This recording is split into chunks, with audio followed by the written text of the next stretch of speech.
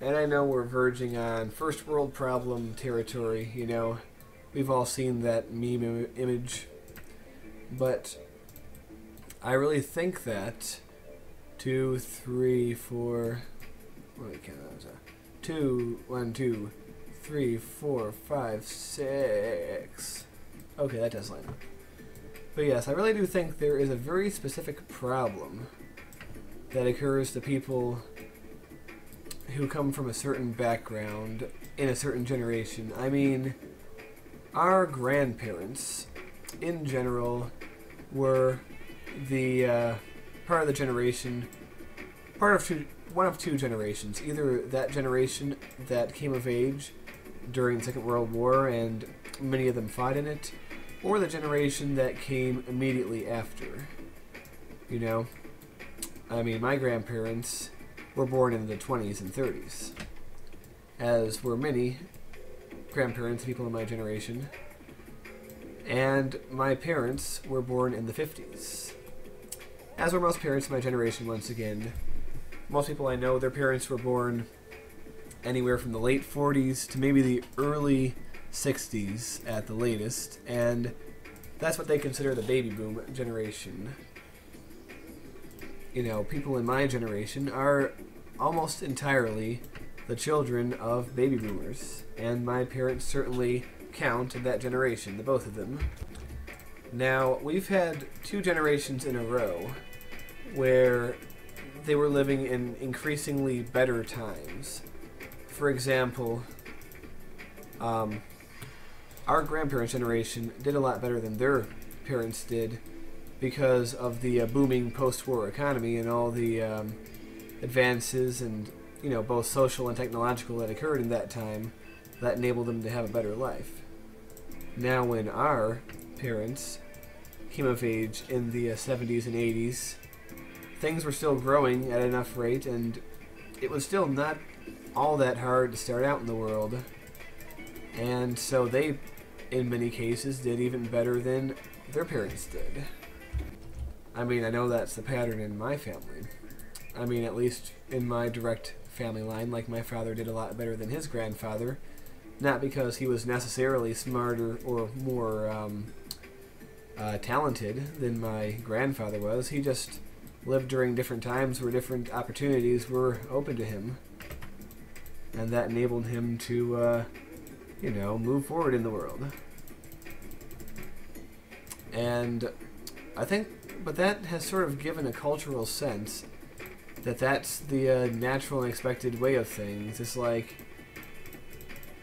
and it's permeated down to my generation, you know, those born in the 80s and maybe late 70s and early 90s, that we too are going to, just as a matter of course, do as well as our parents did, if not better. And it doesn't help matters that we grew up in a culture that was increasingly over time, you know, designed to tell us that we were all special and that we were all, you know, unique and talented, and we were all going to grow up to be something great. Well, the hard truth is, most of us aren't going to grow up to be anything more than just, you know, random jerks, you know, let's be honest. I mean, there's going to be a few of us that grow up to be something, you know, but most of us are not going to be rock stars or anything of the sort. And it's something that we are all slowly learning, one by one of us, you know, one at a time, as we reach adulthood and experience it for a while. And, you know, the revelation to people in my generation that they're not all going to be rock stars or, you know, be successful is really startling. And it's more than just that. I mean, almost nobody that I knew very well in high school has a really great job. You know, there's one or two, but most people I know and kept in contact with, you know, have relatively low-wage jobs. And, you know, you might say, well, they're young, they're only 26 like you. Of course they're not going to have great jobs at that point. But I don't know, it just doesn't seem like a lot of them are on a track to anywhere, at least right now.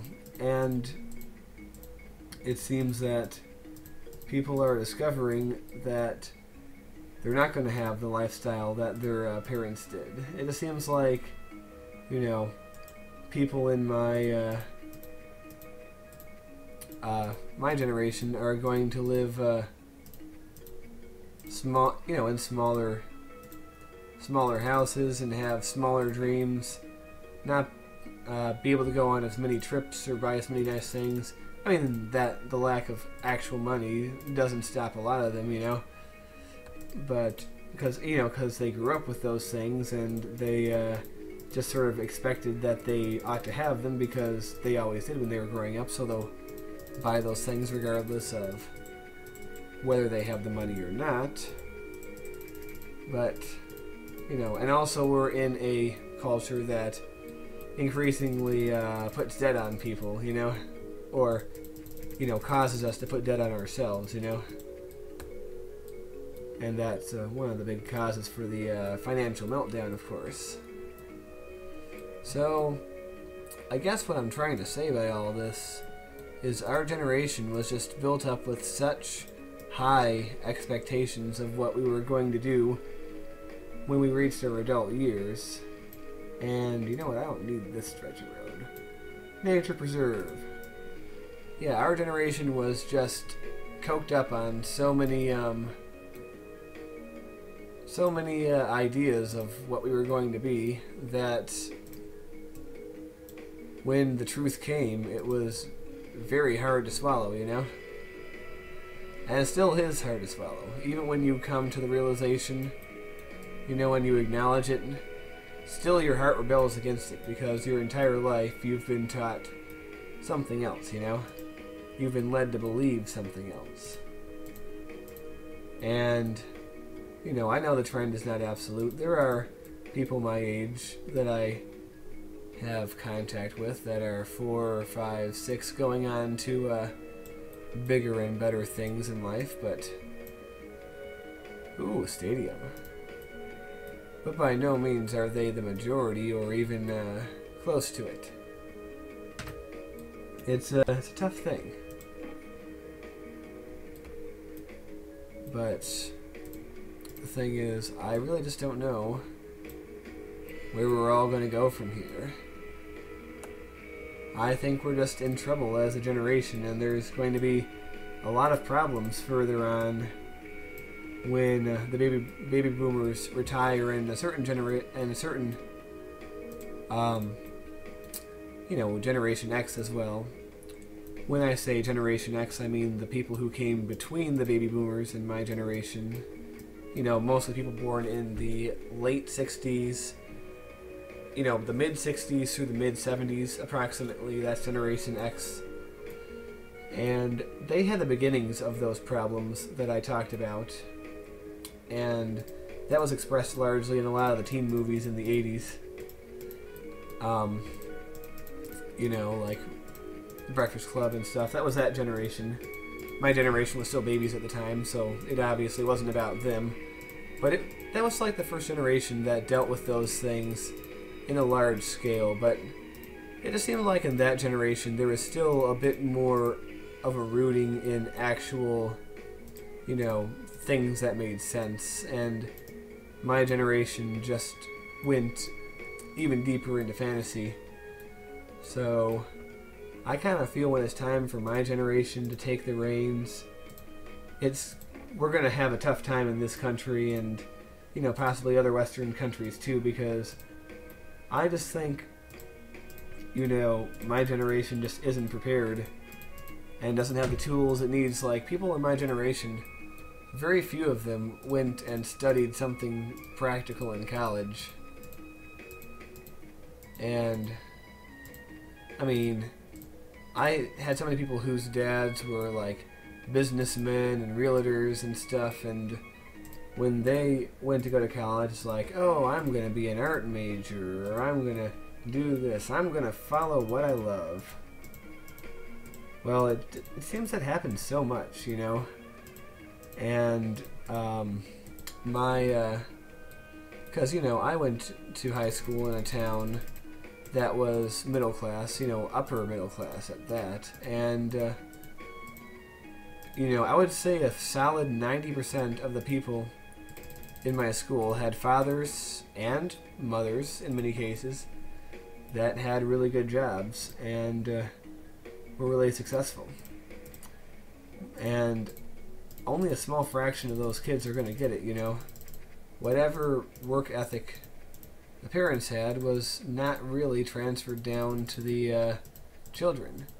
Or maybe the work ethic was, but the, you know, the situation in the world just changed around them to the point where the things that worked for their parents aren't going to work for them anymore.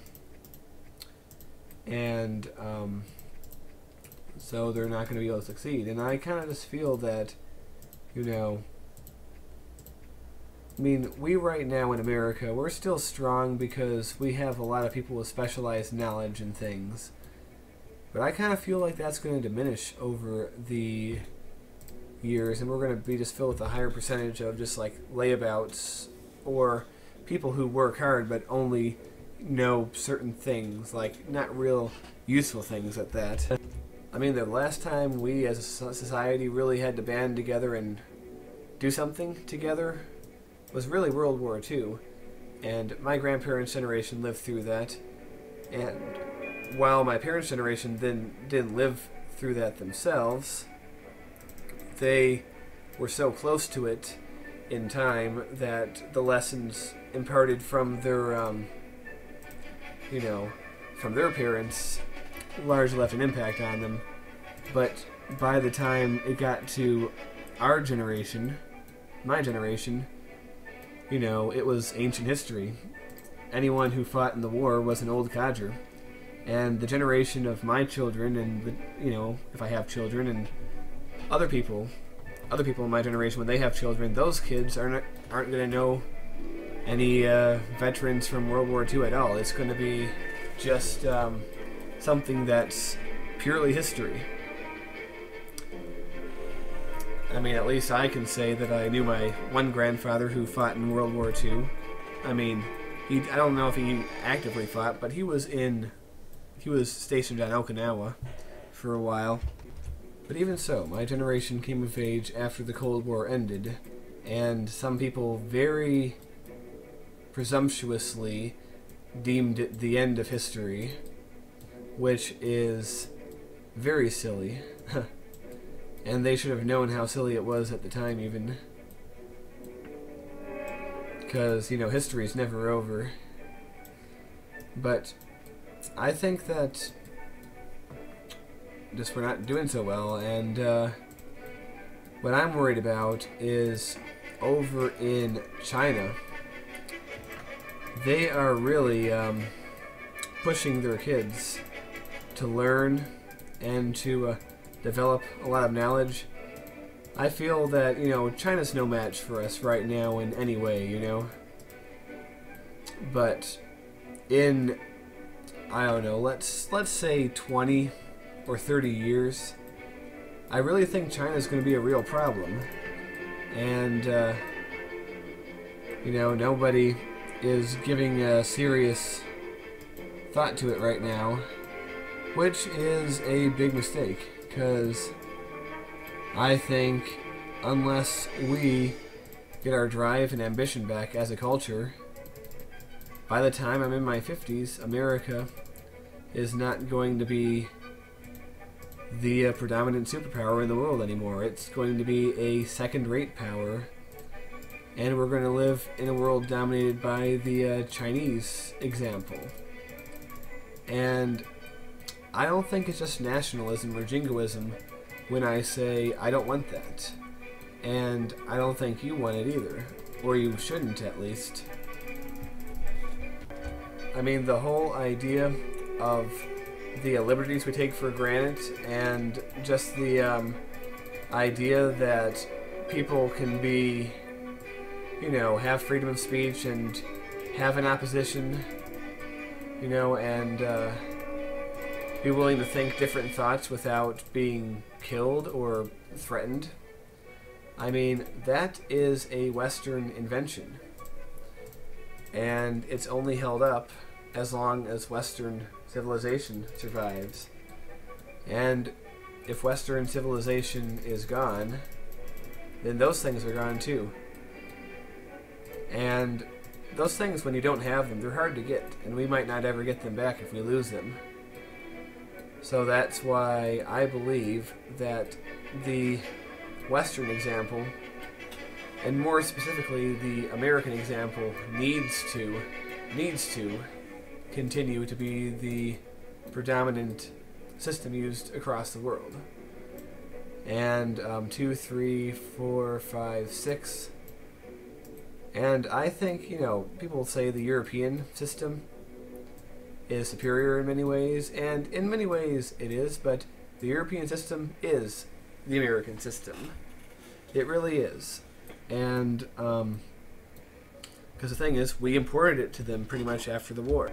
If you look at European countries before the war and after, it couldn't be more different, really. It's quite a startling contrast. And it's honestly because of us, and because of our influence in the region. And, in many ways, a lot of these European countries have perfected the American system better than America has.